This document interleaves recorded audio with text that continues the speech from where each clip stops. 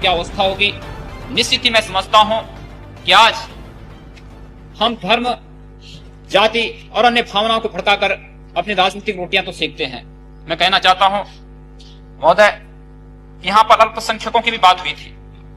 क्या अल्पसंख्यक वही लोग हैं कि जहां पर हिंदू बहुमत में है वहां पर जो मुसलमान कम संख्या में है, क्या अल्पसंख्यक वही है? क्या अल्पसंख्यक कश्मीर का हिंदू नहीं है? क्या कश्मीर के उस हिंदू के बारे में, उन अल्पसंख्यक हिंदू के बारे में जो आज 3-3.5 लाख से अधिक संख्या में इस देश में शरणार्थी के रूप में जगह जगह भटक रहा है, क्या उसके बारे में कभी सोचने का की फुर्सत इस सदन में बैठे हुए माननीय सदस्यों को कभी फुर्सत आई है?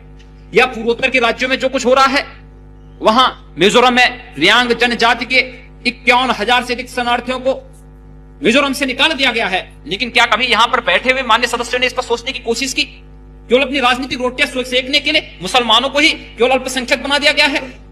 पूर्वोत्तर के राज्यों में जो अल्पसंख्यक हैं उनके बारे में क्यों नहीं चर्चा होती है? कश्मीर में जो अल्पसंख्यक हैं उनके बारे में क्यों नहीं यहां पर चर्चा होती है?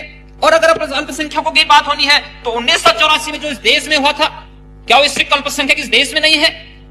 निश्चित ही, और इस सदन के माध्यम से जो कुछ हो रहा है, अध्यक्ष महोदय, भावनाएं तो तब इस देश की जनता के भावनाओं के साथ खिलवाड़ हम तब नहीं करते हैं जब सदन में इतनी उदंडता होती है। इस देश की जनता की भावनाओं के साथ क्या तब हम खिलवाड़ नहीं करते हैं जब यहाँ पर एक कोई सदस्य कहीं समस्या को उठाना चाहता है और उसको बोलने की छूट नहीं दी जाती, उसको बोलने नहीं दिया जाता है, उसमें व्यवधान उत्पन्न किया जाता है, क्या उसकी भावनाओं के साथ खिलवाड़ नहीं होता है? इस देश की करोड़ों जनता की भावनाओं के साथ खिलवाड़ नहीं होता है? निश्चित सोचना पड़ेगा हमें।